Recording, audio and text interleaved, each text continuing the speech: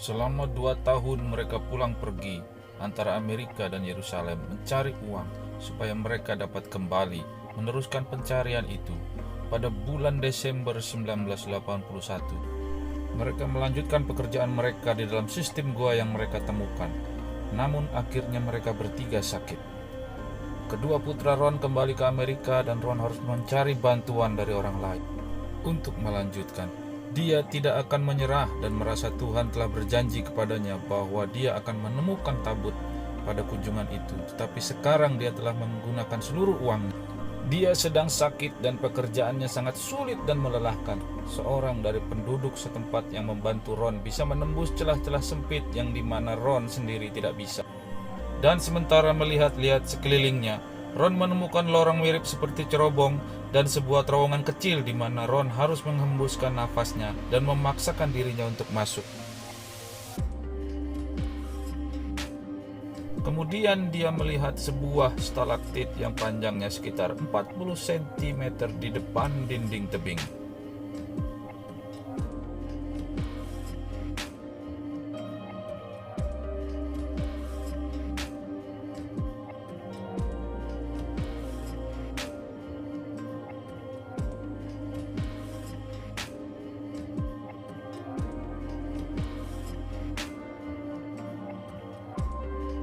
Di belakangnya ada lubang kecil dan Ron berusaha untuk mengintip tetapi tidak berhasil. Kemudian dia memperbesar sedikit dan bisa melihat ada gua di dalamnya, tetapi tidak kelihatan begitu menjanjikan dan tampak seperti gua yang penuh dengan batu-batu.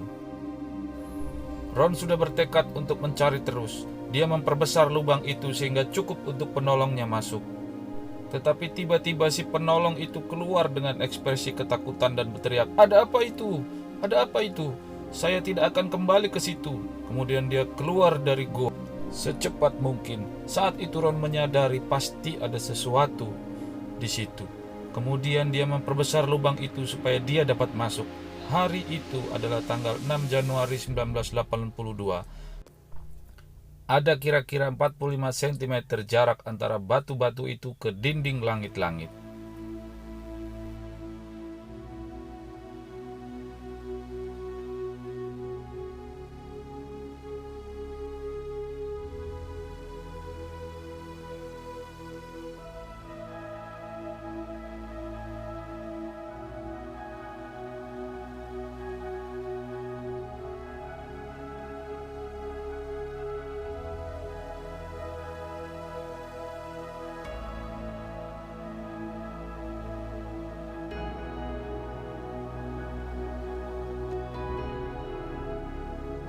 Ron menyorotkan lampu senternya di antara batu-batuan itu dan melihat suatu di bawahnya, beberapa balok kayu yang sudah membusuk, dan di bawahnya ada kulit binatang yang sudah kering dan berubah menjadi bubuk pada saat disentuhnya.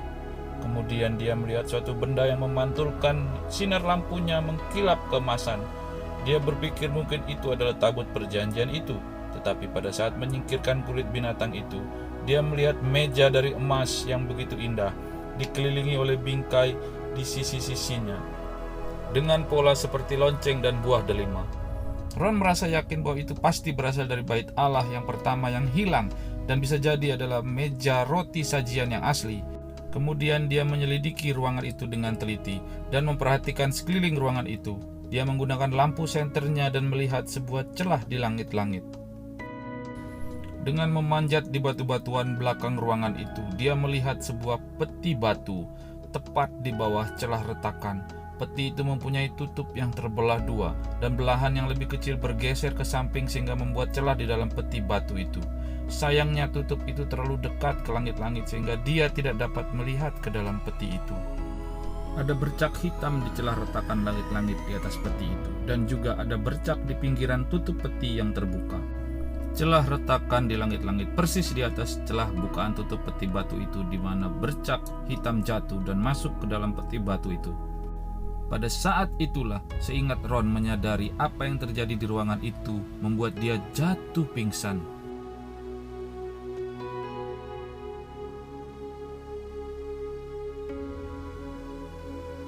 Pada saat Ron menyadari bahwa celah di langit-langit adalah ujung celah yang berasal dari lubang salib yang ditemukan di dataran beberapa meter di atasnya, dan bercak hitam adalah darah yang telah mengalir melalui celah retakan itu ke dalam kotak batu, dia tahu bahwa tabut perjanjian itu ada dalam peti itu. Tetapi yang paling menakjubkan adalah darah Kristus jatuh menetes di atas tutup pendamaian tabut perjanjian itu.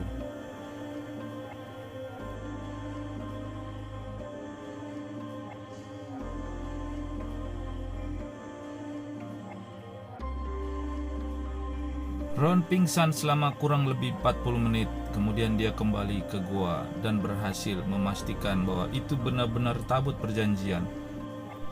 Lalu dia memberitahu pemerintah Israel tentang penemuan itu, tapi Ron diminta untuk merahasiakannya. Ron merasa tidak bisa tinggal diam begitu lama.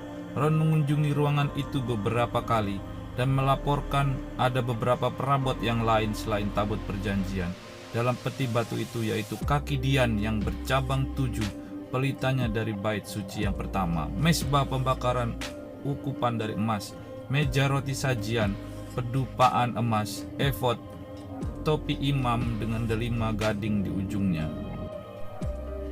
timbangan uang dari kuningan, minyak lampu, sebuah cincin kuningan, dan pedang yang sangat besar.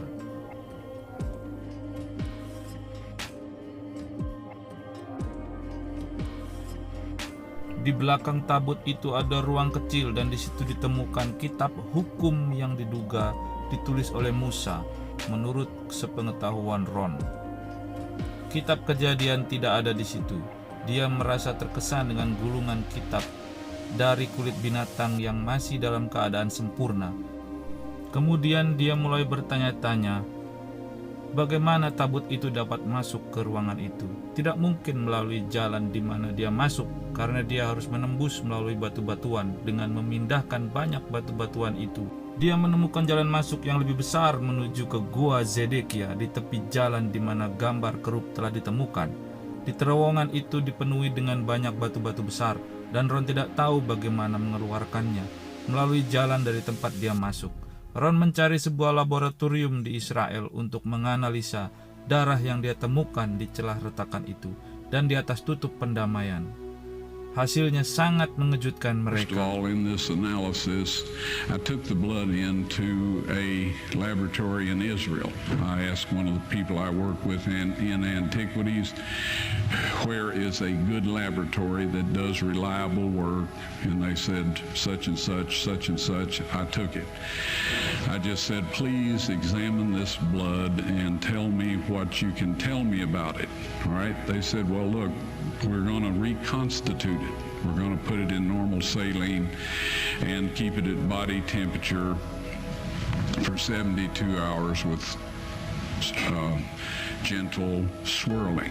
All right, that's their business. That's great. I said, now I want to be there when you check it out. They said, fine. So I was back.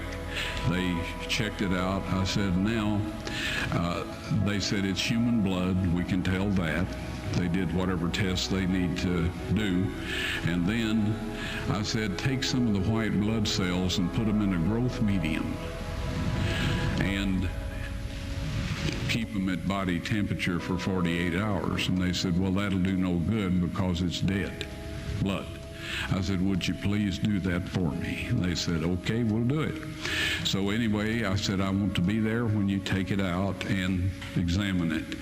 So I was back there. They took it out, examined it under microscope, and the one technician called the other one over there, and then they called the boss over there, and they were talking Hebrew a mile a minute there for a little bit, and they looked at me and they said, Mr. Wyatt, this human blood only has 24 chromosomes in it. Everybody else has 46. You see, 23 from your mother, 23 from your father, 22 autosomes from your mother, 22 autosomes from your father. You get an X from your mother, you may get an X or a Y from your father, all right? This blood had 23 chromosomes from the mother's side, one Y chromosome only. You see, the child could not have developed if they hadn't had the autosomes from the mother. So all of his physical characteristics were determined by his mother's side of the family, her autosomes. His maleness was determined by this one Y that came from a source not a human male. Then they said, this blood is alive. And then they said, whose blood is this?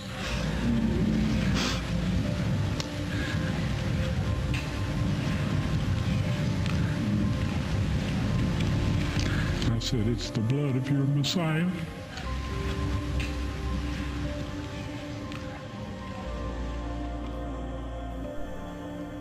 Ketika darah menetes di atas tutup pendamaian itu, terbukti bahwa karena dosa terhadap hukum Allah, inilah Kristus menanggung hukuman itu.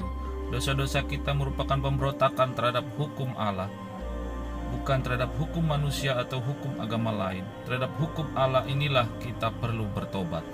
Di mana kita telah memberontak, bahkan Allah Bapa telah mengirimkan putranya untuk mati menggantikan kita. Ron ingin segera memperlihatkan semua penemuannya ini kepada dunia, tetapi Tuhan menghentikan usahanya itu.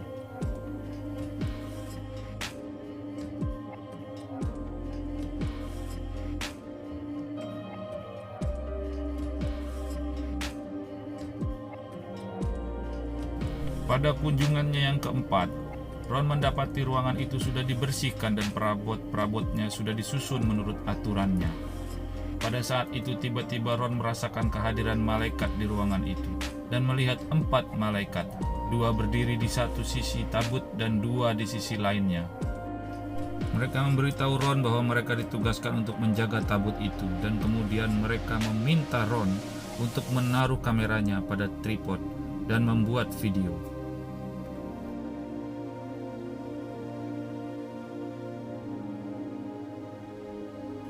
Malaikat-malaikat itu mengangkat tutup pendamaian tabut dan meminta Ron untuk mengeluarkan 10 perintah Allah yang tertulis di 2 loh batu. Kemudian Ron memegang 2 loh batu itu dan mengarahkannya ke kamera.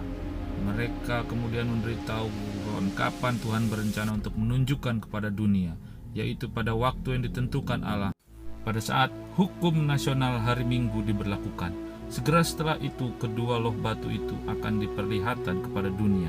Ron langsung mengetahui apa maksud malaikat itu karena dia telah mempelajari topik itu sebelumnya.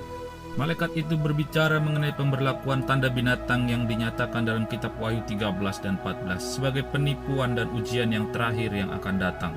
Di dunia ini sebelum kedatangan Kristus yang kedua, hukum Allah itu dan darah Kristus adalah suatu kesaksian yang menentang versi 10 hukum yang dibuat manusia yang akan dipaksakan kepada semua orang di dunia ini, dan juga akan melawan ajaran-ajaran yang salah mengenai keselamatan yang telah dikotbahkan kepada banyak orang oleh pemimpin-pemimpin agama. Ron meninggal dunia tahun 1999 tanpa melihat peristiwa itu digenapi, tetapi dia tahu bukti-bukti dari peristiwa itu yang telah dimasukkan ke dalam videotape, dan dia menggunakan sisa waktunya di tahun dan bulan-bulan terakhir untuk memberitakan kasih Kristus dan pengorbanannya bagi kita semua. Kemudian dia memperingatkan orang-orang akan kedatangan hukum tanda binatang itu. Mohon dengarkan pesan dari peringatan dari Ron yang penting ini. Well, this set of laws is the one that God's subjects have to keep. It's under his throne in heaven and on earth, because Moses was told to make his dwelling place, God's earthly dwelling place, after the manner shown him in the mountain, or the pattern shown him in the mountain.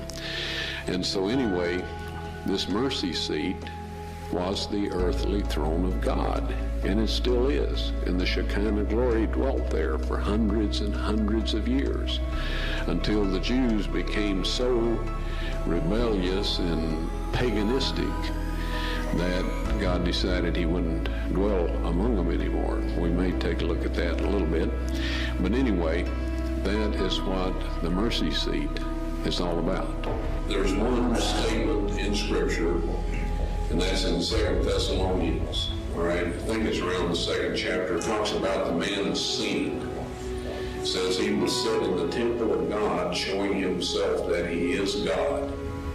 Now, to look at it quickly, it would imply that in order for him to sit in the temple of God, that there'll have to be one built, because there's no one there now. On planet Earth, at this point in time, there is an individual who him and his ancestors, in his position, changed the law of God. They eliminated the second commandment, which says, "Thou shalt not make unto thee any graven image, or any likeness of anything in heaven, above, earth, beneath. Thou shalt not bow down to them, nor serve them." That kind of interfered with the way they wanted to do things, so they eliminated that. They divided number 10 into 2, so the number would still be 10. Yes, the tables of stone were found in the Ark of the Covenant. I personally removed them with the assistance of 4 angels who lifted the mercy seat, which I would estimate weighs about 900 pounds of solid gold.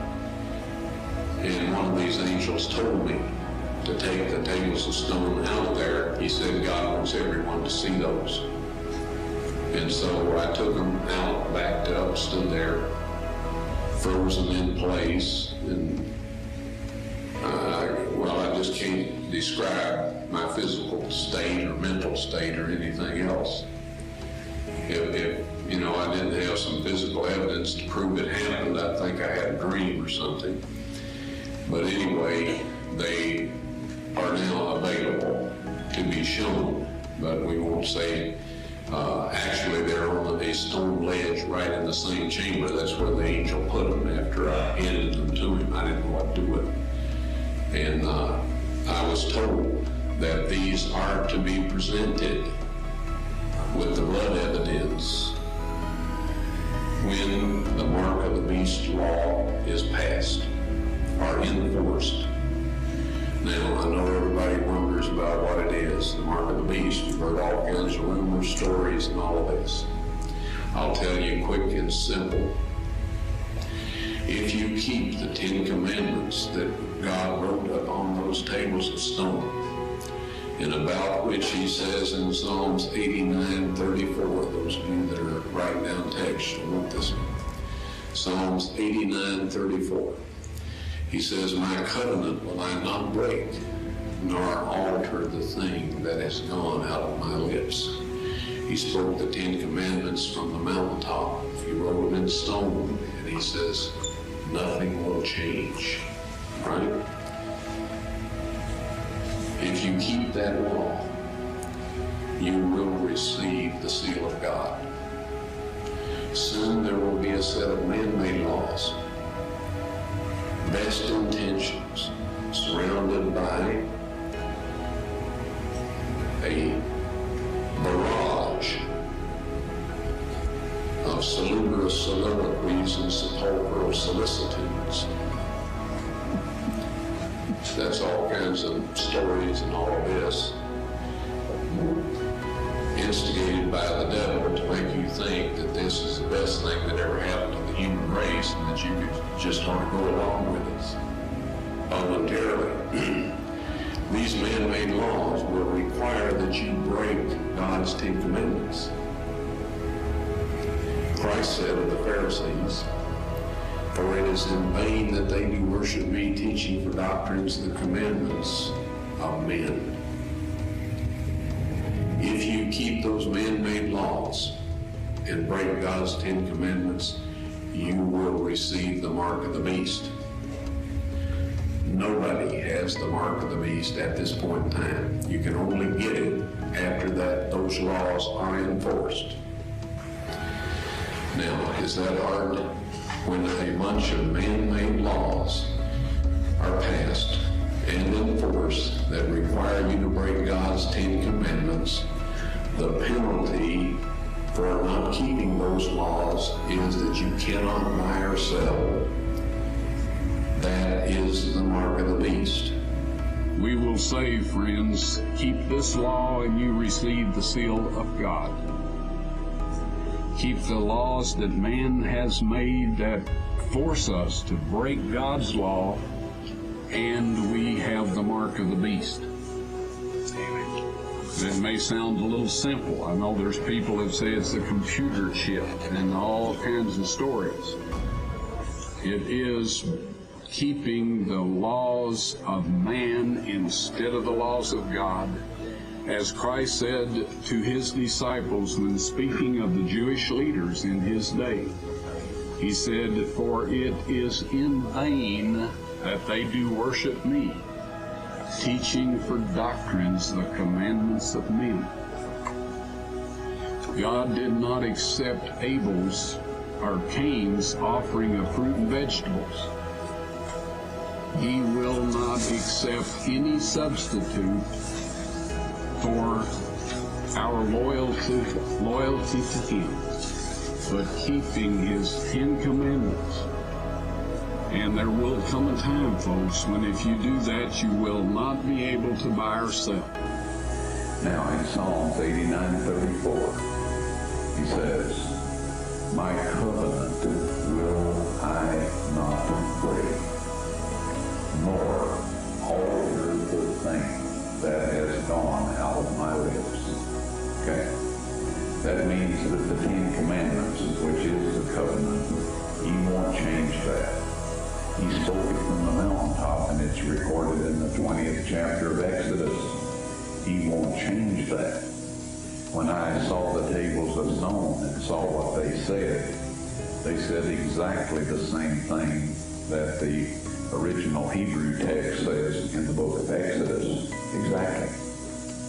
All right? And that will not change. Now, the Bible warns us that Satan will come with signs and lying wonders. All right? How can we tell what is a miracle by Satan? Because he's a supernatural being. All of the fallen angels are supernatural beings. They can do things that are miraculous from our point of view.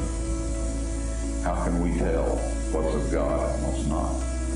If they say God's 10 Commandments are binding, to break those is to sin, then they're of God. If they say anything other than that, they are not God, and we have no business listening to them, regardless of what kind of miracles they are performing. The tables of stone will be on display after the National Sunday Law is enforced. That is the exact words of the angel, as I recall.